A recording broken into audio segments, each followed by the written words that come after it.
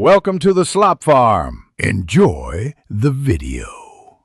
You start by confirming the exact Api-ms-win-crt-heap-l1-1-0.dll error and whether the app is 32-bit or 64-bit.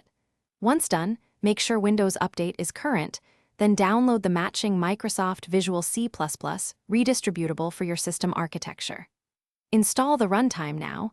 It supplies the universal CRT that contains this DLL.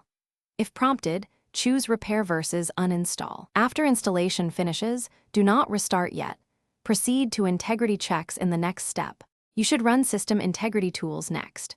Open an elevated command prompt and run sfc/scano to repair corrupted system files.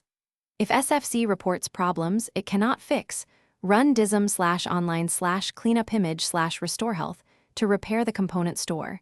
Then repeat SFC.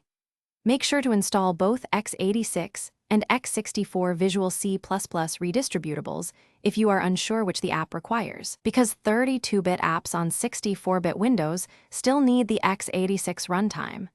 Once you finish by restarting Windows and launching the application to confirm the error is resolved. If the DLL issue persists, uninstall then reinstall the affected app to ensure it bundles and registers required runtimes. Make sure you ran both redistributables earlier. One key troubleshooting tip: if nothing fixes it, check Event Viewer for install or application errors and consider reverting to a system restore point made before the problem started. This often resolves elusive component mismatches without a full OS reinstall.